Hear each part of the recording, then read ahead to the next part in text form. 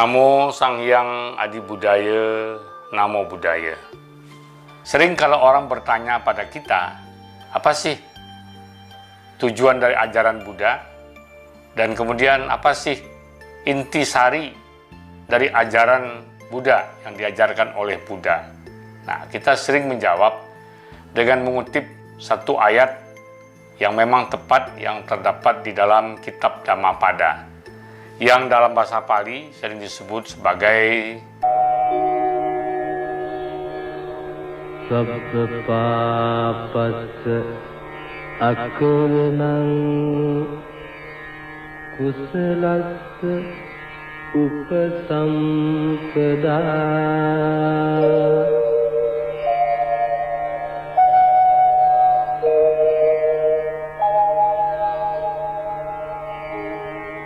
Sacitta panyodapanang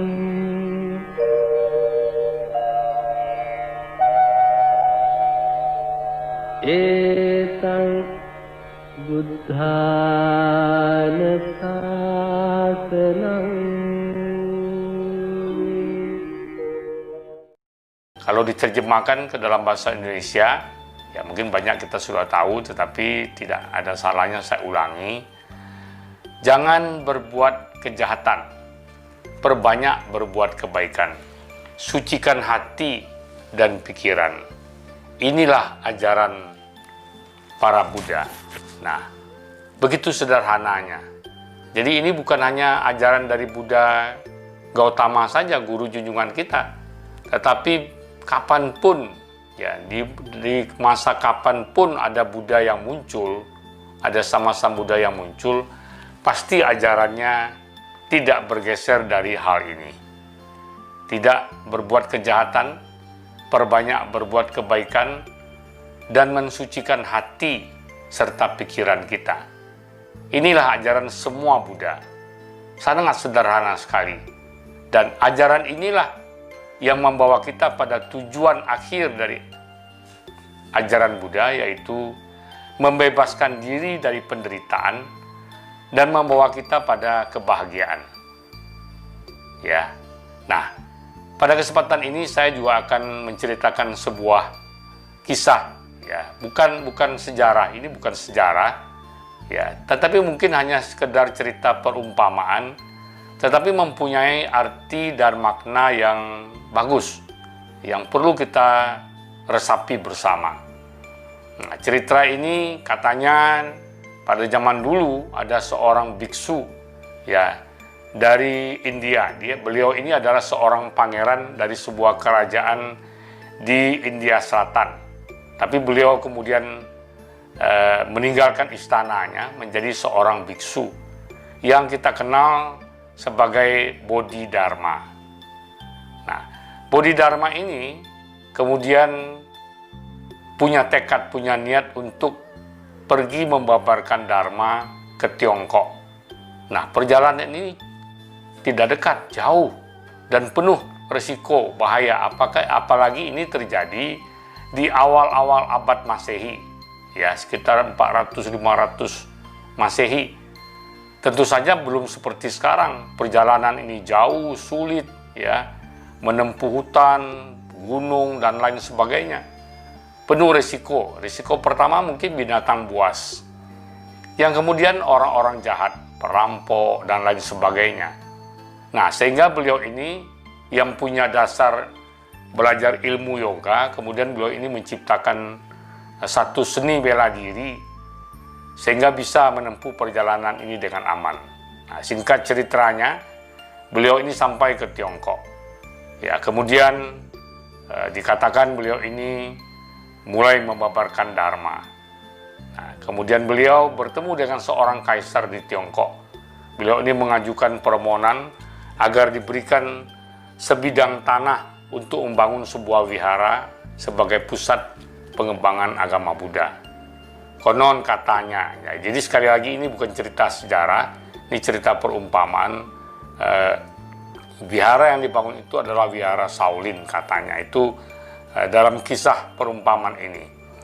Nah, raja memberikan sebidang tanah, ya. Terus Bodhidharma mengerjakan untuk pembangunan wihara ini. Jadi dalam kisah itu dikatakan beliau ini mengerjakan sendiri, mengangkat batu-batu untuk bangun wihara, mengangkat kayu-kayu besar, balok-balok kayu besar, ya, dengan menggunakan ilmu tenaga dalamnya. Ya, jadi kalau orang belajar kungfu, ya, hasil dari belajar kungfu dan meditasinya, dia akan punya tenaga ekstra yang disebut sebagai tenaga dalam. Ya, jadi ceritanya begitu. Beliau ini mengangkat balok-balok besar, batu-batu ke puncak gunung itu untuk bangun wihara. Nah, kejadian ini menarik perhatian penduduk-penduduk di sekitarnya. Mereka lihat begitu semangat sekali nih biku India ini untuk membangun wiharanya. Ya, apa sih sebenarnya keistimewaan dari ajaran Buddha yang dibabarkannya? Nah, kemudian berita ini juga sampai kepada Baginda Raja. Sehingga akhirnya dalam cerita itu dikatakan Tatmao Chosu dipanggil oleh Baginda Raja untuk menghadap. Nah, kemudian beliau bertanya, saya melihat Anda, ya, biksu India ini, Anda begitu semangat, ya, untuk membangun wihara, sampai balok-balok besar, batu-batu Anda angkat sendiri. Ya, apa sih sebenarnya keistimewaan ajaran Buddha itu? Apa sih tujuan dari ajaran Buddha itu? Dan kemudian apa intisari dari ajaran Buddha itu? Ya, beliau Baginda Raja ini mengajukan pertanyaan ini kepada Bodhidharma, biksu India ini. Nah, kemudian Bodhidharma menjawab, Baginda, ya, ajaran Buddha itu bertujuan untuk membawa manusia ini pada kebahagiaan, agar terbebas dari penderitaan dan mencapai kebahagiaan. Kemudian intisari dari ajaran Buddha itu secara singkat adalah sebagai berikut, ya, yaitu beliau menyebutkan sabapapasa akaranang kusalasa upasampada sacito pariodapanang etang budana sasanang. Ya, mungkin tentu dalam bahasa Mandarin, ya. Nah, jangan berbuat kejahatan, perbanyak berbuat kebaikan, sucikan hati dan pikiran. Inilah ajaran para Buddha. Nah, Raja mendengar ini tertawa terbahak-bahak. Oh, itu ya ajaran Buddha. Sederhana sekali. Tidak ada apa-apanya. Saya pikir ajaran Buddha itu filsafat yang tinggi-tinggi, yang rumit-rumit. Tetapi ternyata sederhana sekali. Ya, kalau begitu anak-anak pun tahu, anak kecil pun tahu itu jangan berbuat jahat, berbuat banyak kebaikan. Ya, Raja ini melontarkan demikian, tetapi Bodhidharma tidak tersinggung sama sekali. Ya, malah sambil senyum beliau menjawab, betul Baginda. Ya, ajaran itu sangat sederhana sekali, sangat simpel sekali. Anak kecil juga tahu. Tetapi Baginda, kakek-kakek tua yang berjenggot belum tentu bisa mempraktikkannya, belum tentu bisa melaksanakannya, menjalankannya dalam kehidupan sehari-hari. Wah, balik. Baginda Raja yang merah mukanya karena disentil oleh Bodhidharma. Karena apa? Dia sudah tua dan ada jenggotnya. Tetapi dia juga tidak marah, dia berpikir, betul juga. Ajaran ini sangat simpel, sangat sederhana, tetapi tidak mudah untuk dipraktikkan, tidak mudah untuk dilaksanakan dalam kehidupan sehari-hari. Nah, kita sebagai umat Buddha bisa mengambil hikmah dari cerita ini. Tujuan dari ajaran Buddha adalah membawa kita pada kebahagiaan. Bukan hanya kebahagiaan dalam hidup sekarang ini, bahkan dalam kehidupan yang akan datang, dalam kelahiran yang akan datang, bahkan membawa kita pada kebahagiaan sejati, kebahagiaan tertinggi, pembebasan yang disebut sebagai nibbana atau nirwana. Ya, jalannya sederhana sekali.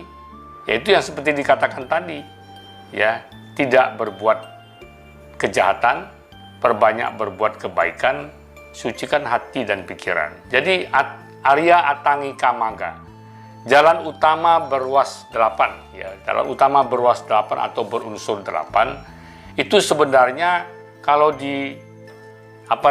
kalau dikelompokkan ya jadi itu, ya, sila, samadhi dan panya.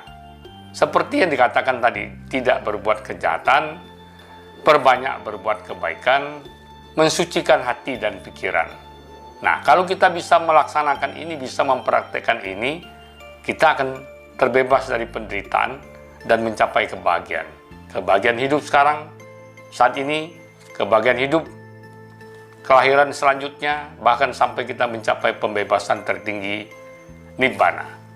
Nah, makanya di dalam ajaran Buddha dikatakan ada 3 tahapan, ada 3 jenjang yang harus kita lalui. Ya, yang pertama adalah disebut sebagai pariyati dhamma. Belajar teori dharma. Teori perlu. Ya, bagaimana kita mau praktek kalau kita tidak tahu teorinya, tidak tahu ajarannya, kita harus belajar. Ya, ini belajar dharma bisa melalui membaca, bisa melalui mendengarkan ceramah, khotbah. Ya, seperti sekarang banyak ya di masa Covid ini ada hikmah yang positif yang bisa kita ambil, yaitu semakin banyaknya orang yang men-share dharma, khotbah-khotbah dharma, dialog-dialog dharma, ya webinar dan lain sebagainya. Ya, sehingga bisa dilihat lebih banyak orang. Kalau biasa kita khotbah di wihara paling-paling hadir 100-200. Ya, tetapi kalau dengan di-share melalui email, ya melalui dunia maya, itu sangat banyak orang yang bisa mendapatkan manfaat.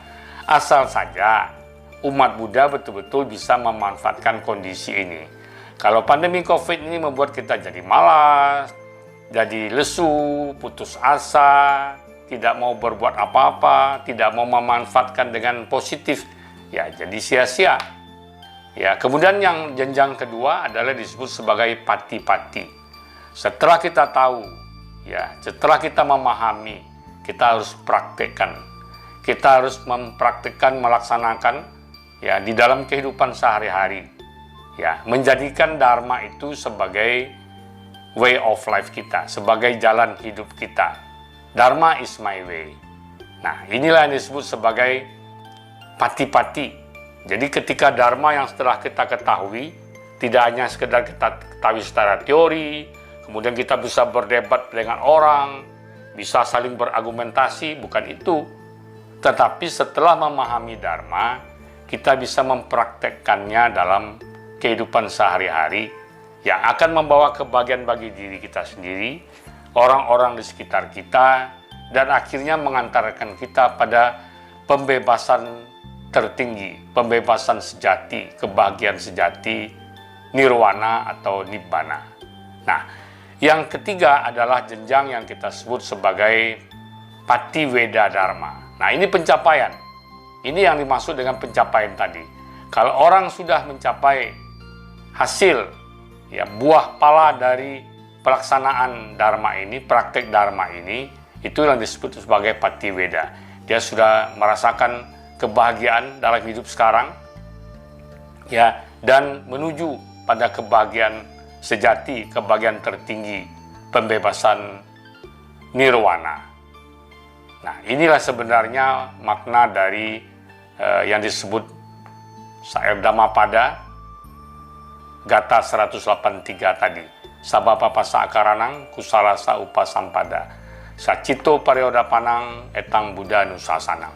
Jadi ajaran dharma itu, ajaran Buddha itu, dharma itu harus kita pelajari, ya. Kemudian kita mulai praktekkan, sudah kita pahami, kita mulai praktekkan. Tahu sedikit, praktek sedikit. Tahu banyak, praktek banyak. Tetapi betul-betul rutin kita mulai mempraktekkan dharma itu dalam kehidupan kita sehari-hari.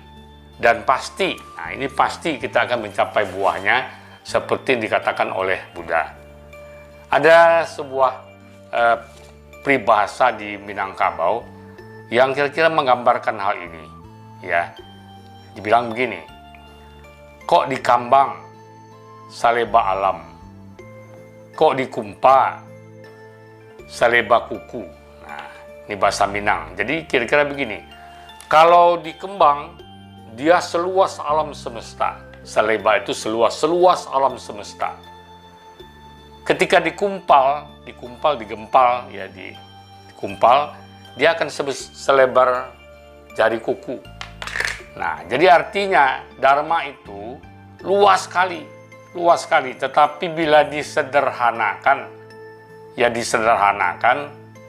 dikumpa istilah orang Minangnya, jadilah dia sebesar kuku. Tetapi dia itu dharma juga.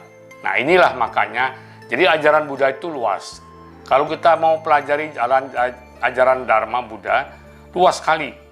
Ada yang namanya Abhidhamma, ada yang namanya Sutta dalam kitab suci kan, Tripitaka, ada yang namanya Vinaya. Luas sekali, banyak sekali. Sehingga terkenal ajaran Buddha itu punya kitab suci yang mungkin paling banyak, ya dibandingkan dengan yang lain-lain. Ya, paling banyak. Tetapi bila disederhanakan, dia akan hanya selebar jari kuku kita ini. Nah, itulah yang disederhanakan itu menjadi syair Dhammapada Gatha 183. Jangan berbuat jahat, berbanyak berbuat kebaikan, sucikan hati dan pikiran. Itulah ajaran para Buddha, semua Buddha. Nah, walaupun sederhana, ya tetapi mari kita sama-sama berusaha mempraktikkannya dalam kehidupan sehari-hari. Demi untuk mencapai kebahagiaan, baik bagi diri kita, orang-orang di sekitar kita, dan pada akhirnya mengantarkan diri kita pada kebahagiaan tertinggi nibbana atau nirwana. Semoga bermanfaat dan semoga semua makhluk hidup dalam keadaan tenang, tentram, damai, sejahtera, harmonis, dan berbahagia. Sabbe sata awirahuntu, sabbe sata bawantu sukitata.